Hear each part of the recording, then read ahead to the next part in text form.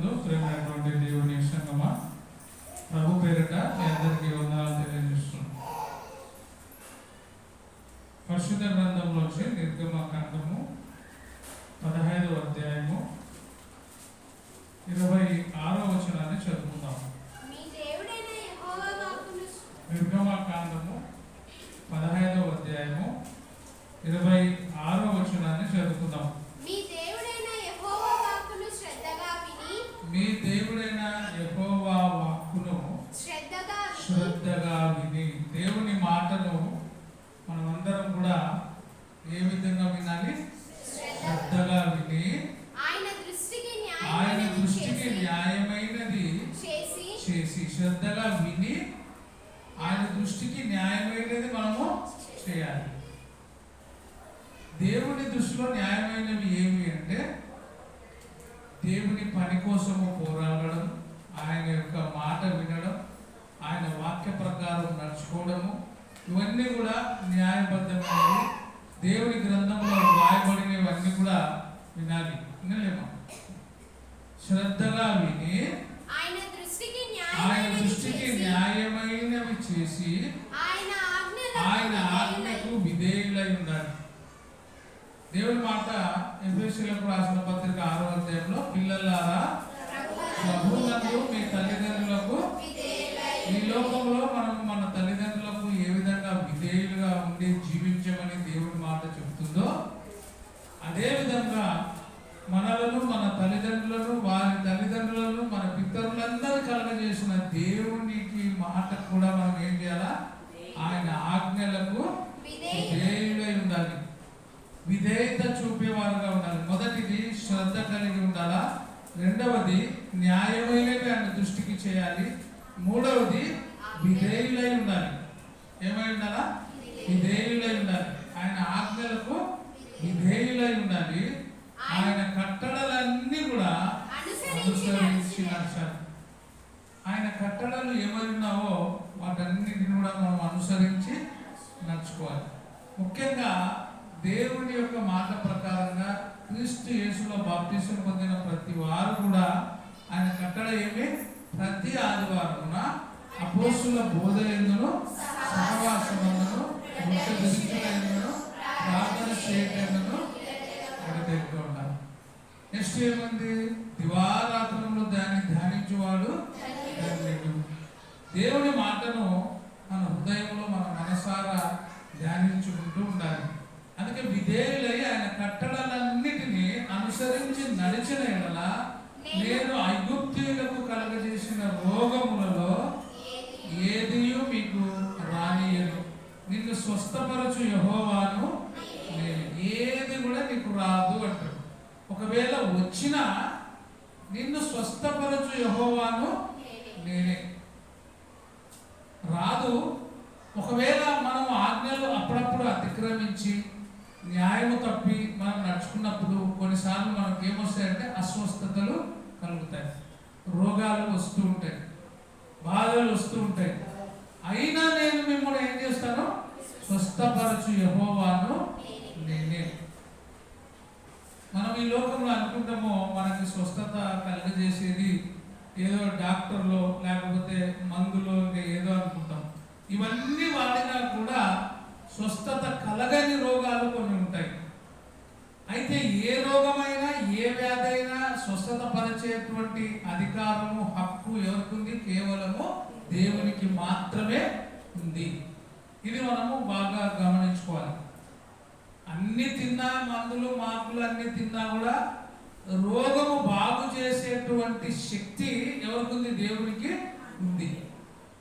ఆయనే రోగమును బాగు చేసేటువంటి వాడు. అందుకే నిన్ను స్వస్థపరచు యెహోవాను నేనే నిన్ను స్వస్థత పరుస్తాను అంటాడు.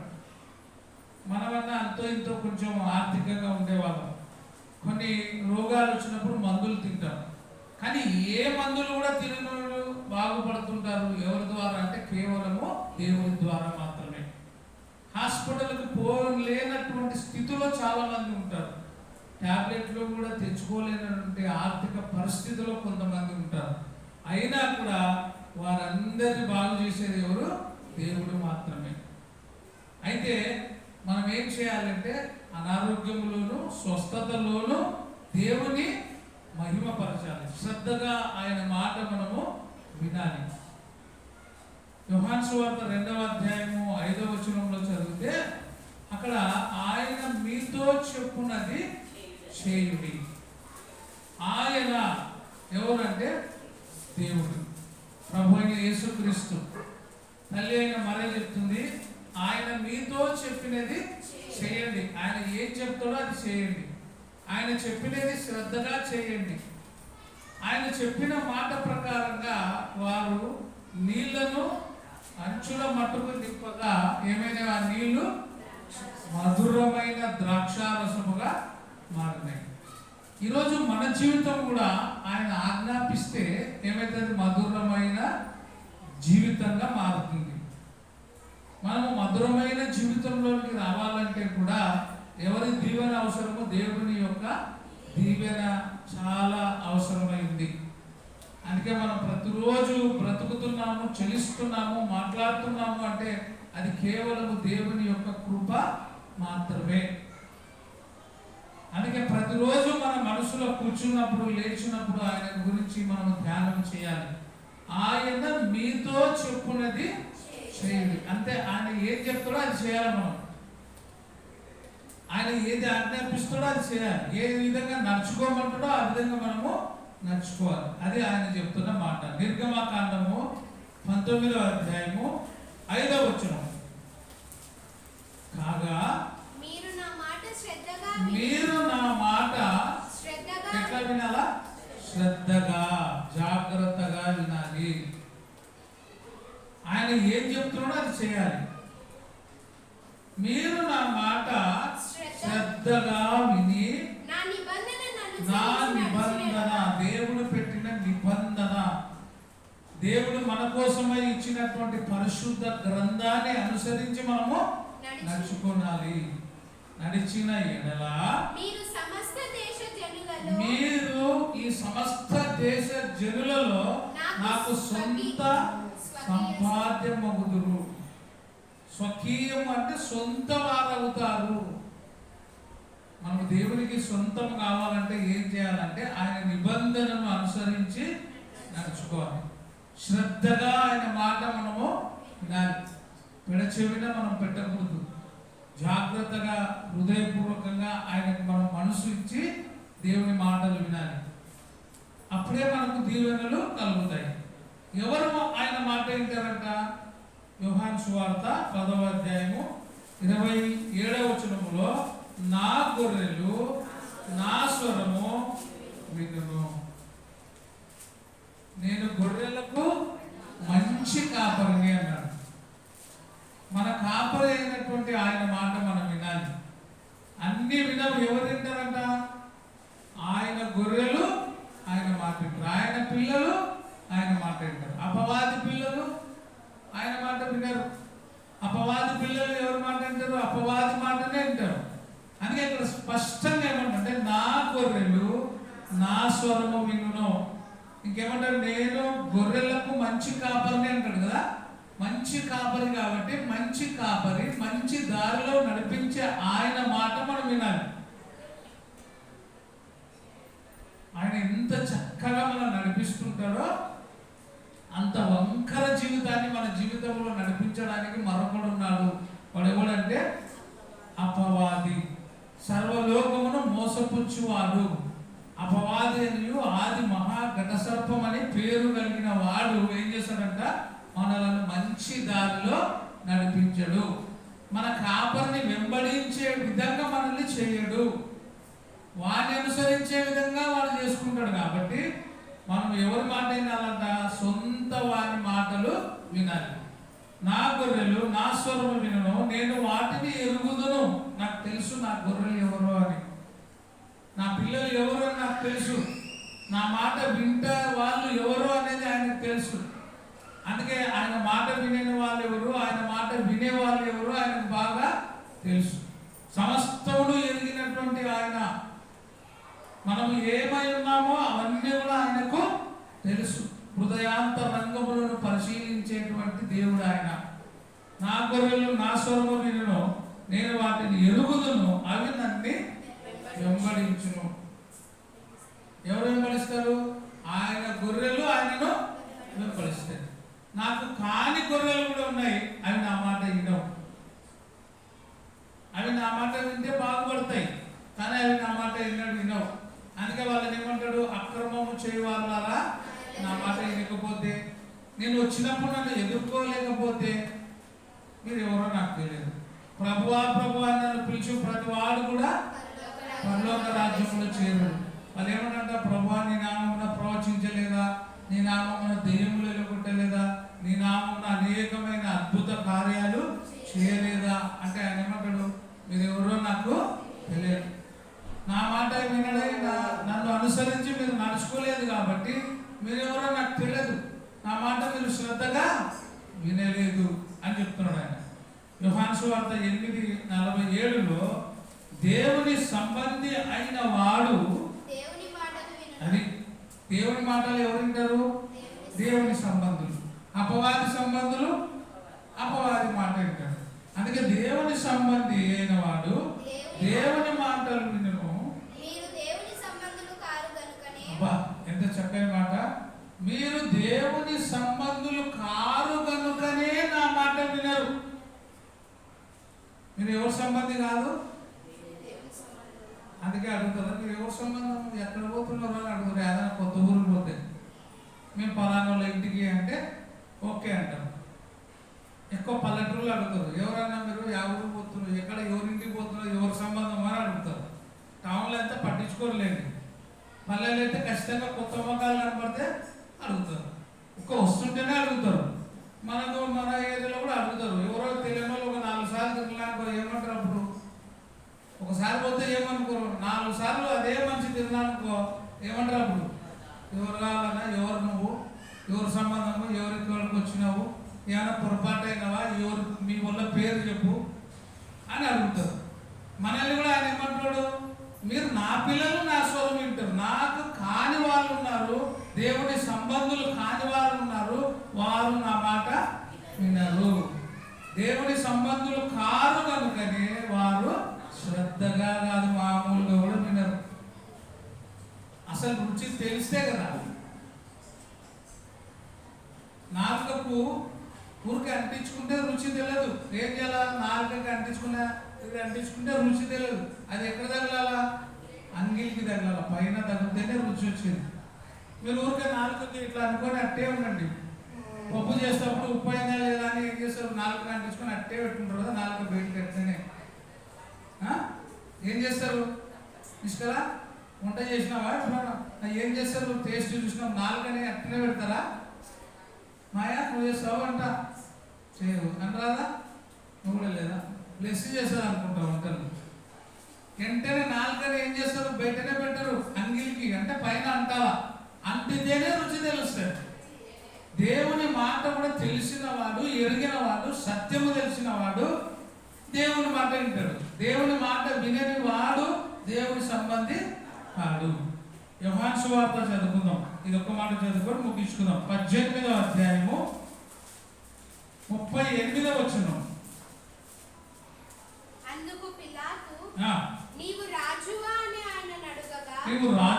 అని ఆయన అడగగా, యేసు, నీవన్నట్టు నేను రాజును, సత్యమును గూర్చి సాక్ష్యమిచ్చుటకు నేను పుట్టి తిని, ఇందు నిమిత్తమే ఈ లోకమునకు వచ్చి తిని. సత్య సంబంధి అయిన ఇంపార్టెంట్ ఏమన్నాడు? సత్య సంబంధి అయిన ప్రతివాడు. ఇది బాగా జాగ్రత్తగా వినాల. సత్య సంబంధి అయిన ప్రతివాడు, సత్యములో ఉండే ప్రతివాడు. సత్యం అంటే ఏమి? నీ వాక్యమే సత్యం. వాక్యం ఏమైంది? యేసుక్రీస్తు అయినాడు. ఆది యందు వాక్యం ఉండెను, వాక్యము దేవుని యొద్ద ఉండెను, వాక్యము యేసుక్రీస్తుని ఎరిగిన వారు, సత్యములో ఉండేవాడు, సత్య సంబంధి అయిన ప్రతివాడు, క్రీస్తుకు సంబంధించిన ప్రతివాడు ఎవరు మాట వింటాడు? ఆయన మాట వింటాడు. అందుకు పిలాతు ఏమంటాడు? సత్యం అనగానే ఏమి అని ఆయనతో చెప్పాను. అప్పుడు ఆయన ఏమంటాడు? యోహాను 17:17లో నీ వాక్యమే సత్యము, నీ వాక్యమే సత్యము. ఎవరు సత్యము అయ్యా? జీవనది పాట అయ్యా. నీ వాక్యమే సత్యం. గుడ్. నీ వాక్యమే. ఈ మధ్యలో జీవనది పాట పాడతలేవు. జీవనదిని నా హృదయంలో ప్రవహింపజేయమయ్యా అని పాడతావేమో అంటే పాడతలేవు. జీవనది కూడా ఎవరు? ఆయనే, ప్రభు అయిన యేసుక్రీస్తే. జీవనదిని నా హృదయములో ప్రవహింపజేయమయ్యా అంటే వాక్యమును నాలో ఉదయింపజేయి, ప్రవహింపజేయి అని దేవుని మాట చెప్తుంది. అందుకే నీ వాక్యమే సత్యము. ఇంకా ఎవరెవరు పాలినారు ఆయన మాట? ఎవరెవరు వినాలా? చూడు, యెషయా 34:11.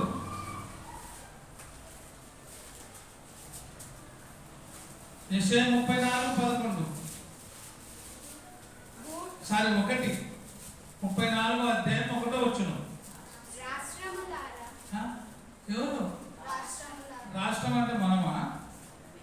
మనమే. మన రాష్ట్రం యాది? యా రాష్ట్రంలో ఉన్నాం మనం? ఆంధ్రప్రదేశ్. ఇప్పుడు ఒక్క రాష్ట్రానికి చెప్తలేదు ఆయన, రాష్ట్రములారా,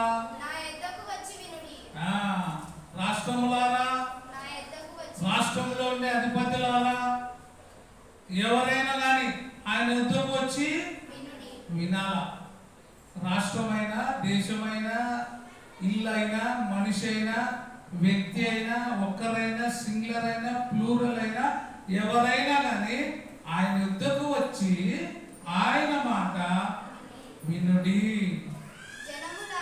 ఇంకా జనములారా అంటే జనములారా అంటే ఇప్పుడు రాష్ట్రములారా అంటే రాష్ట్రాలు, జనములారా అంటే మొత్తం ఇంకా ప్రపంచమే. జనములారా చెవి యొగ్గి ఆలకించుడి. ఆయన మాట వింటే బాగుపడతాం. యేసును గూర్చి తెలుసుకొని యేసు మాటను ఎరిగి అనారోగ్య పరిస్థితిలో ఉండి 12 సంవత్సరాల నుంచి రక్తస్రావం అవుతున్న స్త్రీపై ఏమైంది? యేసు పలానా చోట ఉన్నాడు అని తెలుసుకొని విని వెళ్ళి ఆయన వస్త్రపు చెంగు ముట్టగా ఆయన రోగం ఏమైంది? నివారణ అయిపోయింది. ఈరోజు మనం కూడా ఆయన మాట విని ఆయన యుద్ధకు వస్తే, ఆయన మాట విని ఆయనలో మనం ఉంటే మనకు మేలు కలుగుతాయి. కాబట్టి రాష్ట్రమైనా, జనములైనా, దేశమైనా, నీవైనా, నేనైనా, దేశంలో రాష్ట్రంలో పరిపాలించే రారాజులైనా ఆయన వద్దకు వచ్చి మోకరించాల్సిందే. ఎందుకంటే ఆయన అందరి మనవులు ఆలకించే దేవుడు. కీర్తనలు 65:2 చదువుకొని ముగించుకుందాం. ప్రార్థన ఆలకించువాడా.